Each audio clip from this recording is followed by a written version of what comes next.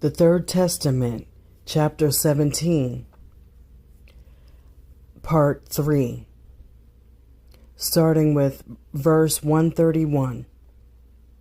Learn to pray, for with prayer you may do much good, just as you may defend against threats. Prayer is both shield and sword. If you have enemies, you may defend yourselves with prayer, but know that this weapon must never wound or injure anyone, for its only purpose is to shine in the darkness. The elements are unleashed against mankind, but you must not fear, for you know that I have given you the power to overcome evil and protect your brothers. You can order those elements of destruction to stop, and they shall obey. If you continue praying and watching, you can perform prodigies and surprise the world. Pray with purity. Make communion with my Ruach. Do not seek out a particular place to do this. Pray beneath a tree, on the road, on a mountaintop, or in the corner of your bedroom, and I will descend to converse with you, to illuminate you, and to give you strength. Truly, I tell you that if you were already united in Ruach, thought, and intention, your prayer would be enough to stop the nations that now prepare the hour to throw themselves at each other. You would destroy the hatreds and would be an obstacle to all the evil projects of your brothers. You would be like an invisible sword to vanquish the strong and a shield to defend the weak. Humanity confronting these trials, revealing the existence of a higher power, will pause for an instant to mediate, and that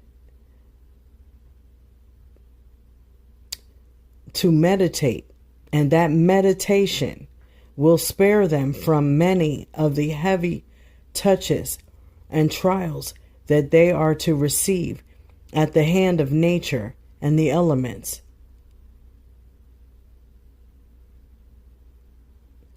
If you had great faith, amunah, and greater knowledge of the power of prayer, how many works of charity could you do with your thoughts? But you have not granted it the power that it has, and so many times you have not realized what you have turned down in a moment of true and heartfelt prayer. Do you not understand that a higher power is preventing the most inhumane of all your wars from breaking out? Do you not understand that taking part in that miracle are millions of the prayers of men, women, and children who with their Ruach oath are combating the darkness and struggling against the influence of the war? Continue praying, continue watching, but put into these actions all the amunah you are able. Pray, people, and over war, pain, and misery. Lay the cloak of the peace of your thoughts, making them a shield underneath whose protection your brothers may shelter and be enlightened. The love of Elohim, your neighbor, as veneration of Elohim. Be aware, my new disciples, that you should always honor and offer tribute to Elohim without awaiting specific dates, in the same manner that the Father always loves you. But if you want to know how to remember my deeds of love on a daily basis without falling into fanaticism, I will tell you how. During your lifetime, you should continually love one another as a tribute to the one who has created everything. Live in that manner, and I will grant you those things that you humbly request to forgive your faults. I offer you comfort and ease your pain, but I say to you, when your conscience makes you aware of your errors, pray, correct your errors, and with your spiritual gifts, attain spiritual strength in order not to commit the same faults again. Thus you will not have to ask me repeatedly to forgive you. My word is teaching you to evolve and to attain enlightenment and spirituality. I thirst, I said to the mob that did not understand my words and enjoyed my agony. And now, what can I say to you when I see it as not a mob, but the whole world that wounds my ruach without seeing my pain? My thirst is infinite, incomprehensible, and only your love can quench it. So why do you offer me outward worship instead of love? Do you not know that instead of water, you are offering me gall and vinegar? Day after day, your spiritual prayer.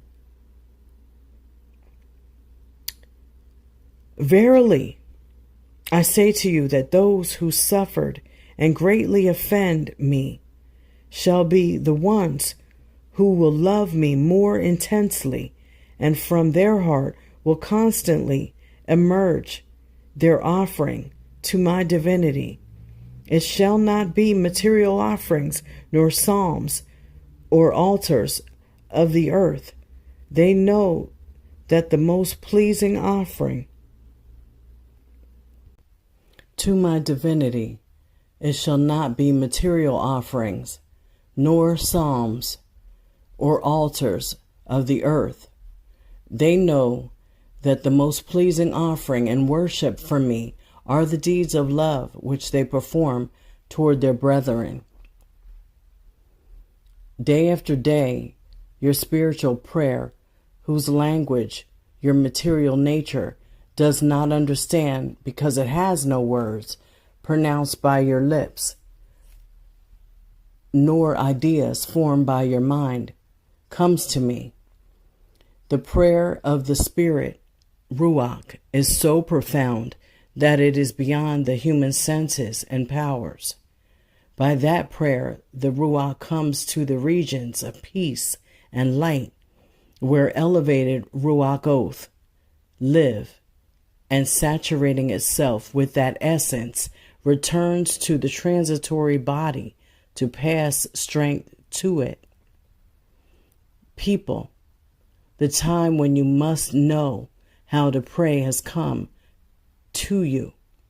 Today, I do not come to tell you to prostrate yourselves on the ground.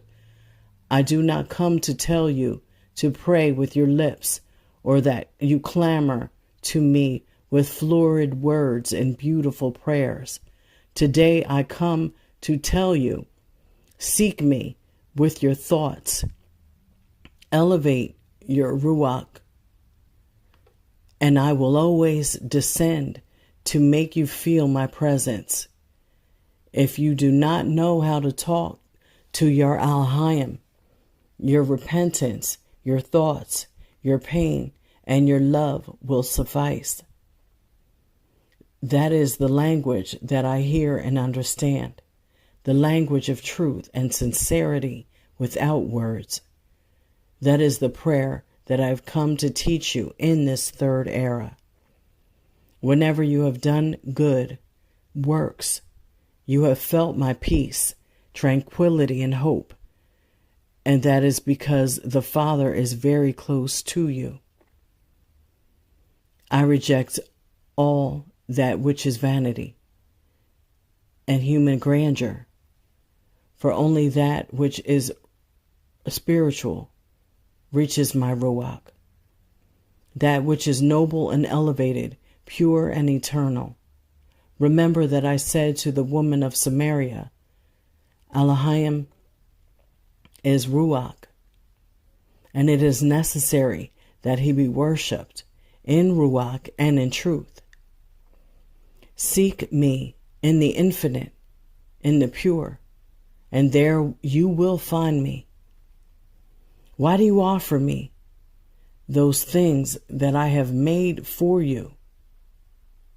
Why do you give me flowers if you do not make them? On the other hand, if you present me deeds of love, charity, forgiveness, justice, and of help for your brethren, then you will be offering me a true spiritual gift and will ascend like a caress to the Father. Like a kiss with children will send their Elohim from the earth.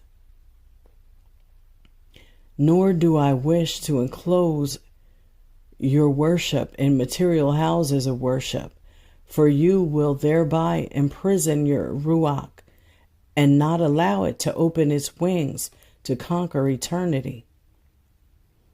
The altar I leave you, and on which you shall celebrate your worship, as I expect, is life beyond any limitations, beyond all religions, churches, and sects, for it exists in the spiritual, in the eternal and divine. The communion of conscience between Elohim and man. Today I come to you with a teaching that might seem impossible for the world to practice. But once it is understood, it is the easiest to fulfill. I come to teach you the worship of the love of Elohim through your life, your deeds, and the spiritual prayer which is not pronounced by the lips at a predetermined place, nor is it in need of forms or images to be inspired. While men have wanted to see me as a distant and remote Elohim, I have proposed to show them that I am closer to them than their eyelashes. They pray mechanically, and if they do not see all they ask for immediately, discouraged, they exclaim, Yahweh has not heard us. If they knew how to pray, if they united their minds and hearts with their Ruach oath, they would hear the divine presence of Yahuwah in their conscience and feel his presence very close to them. But how can they expect to feel my presence if they ask through materialized worship? How can they possibly sensitize their Ruach oath if they worship even their Elohim through images made with their own hands? I want you to understand that you have me very close to you, that you can communicate with me, feel me as well, and receive my inspirations easily. Practice the silence which favors the Ruach, so that it will find its Elohim. That silence is like a fountain of knowledge, and all who penetrate into it will be filled with the clearness of my wisdom. The silence is like a closed place with indestructible walls to which only the Ruach has access. Man constantly carries within his innermost the knowledge of the secret place in which he can communicate with Elohim. You can communicate with your Father wherever you are, for the place is of no consequence. It can be at the top of the mountain, or if you find yourself in the depth of a valley, in the commotion of a city, in the peace of your home, or in the midst of a struggle. If you seek me in the interior of your sanctuary, in the midst of the deep silence of your elevation, the doors of the universal and invisible temple will be opened instantly, so that you feel yourself truly in the house of the Father, which exists in each spirit, Ruach.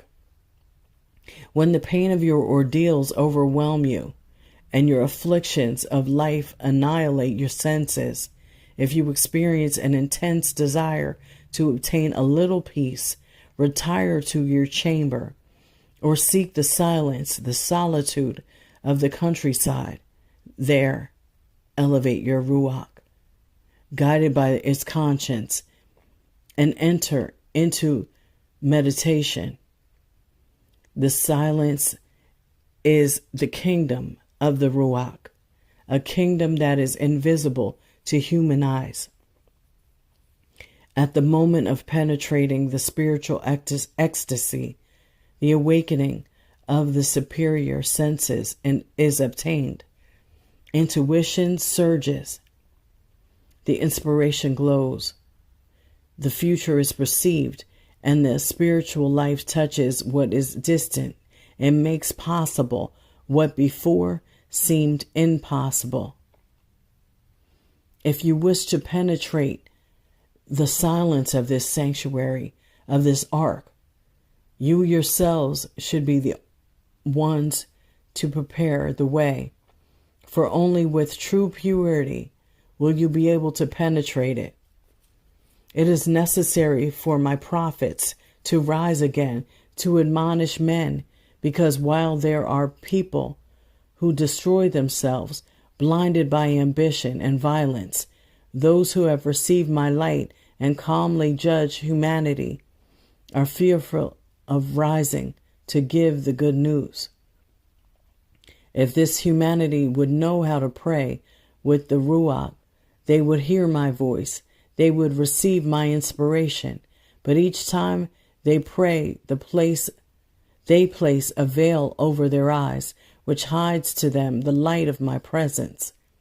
I have to come to men during the moments when their bodies are at rest to awaken their Ruach, to call on him and converse with him. It is Mashiach who, like a thief in the middle of the night, penetrates your heart to sow my seed of love within. Learn to pray and meditate at the same time, so that knowledge and understanding arise in each one of you. Spiritualism is liberty. That is why those who now hear me and have understood the meaning of this liberating doctrine see open up before them a great valley where they shall struggle and give testimony that the time came when Elohim, the Almighty Creator, came to establish communications between himself and man. The doctrine of Mashiach was spiritual, but men surrounded it with rites and forms to put it within reach of the Ruach oath of scarce elevation. You have entered the era of the Ruach, that of the great revelations in which materialism, imposture, and imperfection will disappear from all worship, in which all men, through the Ruach, shall recognize Elohim, who is all Ruach, and on that road find the means of perfect communication. When men have learned to communicate with my Ruach, then there will be nothing they have to ask or look up in books. Today they still ask those who they think know more than they do, or they pursue texts and books, anxious to find the truth.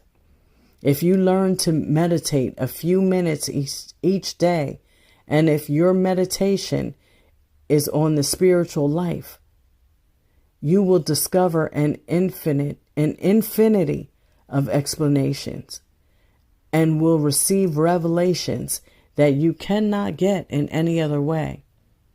Your Ruach already has enough light to ask questions of me and to receive my replies. The Ruach of humanity has already reached great elevation. Observe your brothers of humble condition who, in spite of the poverty of their knowledge, surprise you with their profound observations and the clear manner in which they explain that which for many others is inexplicable. Did you think they had frequented books or schools? No, but they have discovered by intuition or by necessity the gift of meditation that is part of spiritual prayer. In their loneliness, isolated from influences and prejudices, they have discovered how to enter into communion with the eternal and the spiritual with truth, and some more and some less. All who have meditated on the true essence of life have received spiritual light for their understanding. You ask me, what does the prayer consist of? And I say to you, allow your Ruach to elevate freely toward the Father with true faith and confidence during those moments of prayer. Allow your heart and mind to receive inspirations from the Ruach and accept with true humility the will of the Father. The one who prays in that manner will be able to feel my presence joyfully at any moment during his life on earth, never again feeling that he is indigent. There, in the purest part of their being, in the Ruach, will be where I write my law in this era. It will be there that I make my voice heard, and where I will build my temple, for that which does not exist in the Ruach might as well not exist. And so, though you raise enormous temples in my honor, though you offer feasts and ceremonies full of splendor, your offerings will not reach me, for they are not of the Ruach. All external worship bears in it vanity and ostentation. In contrast, the quiet offering, that which the world never sees, and that you offer me, spirit, Ruach, to Ruach, that reaches me because of its humility, its sincerity, its truth. In a word, because it proceeds from the Ruach. Read again my parable of the Pharisee and the publican from the second time, and then you will understand my teaching, which has been the same in all times. Do you know that some are loved without deserving it? That is how I love you.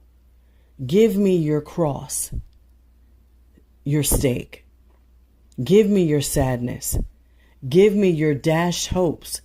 Give me the heavy burden you bear. I can bear all the pain. Feel yourselves free of your burden so that you may be happy.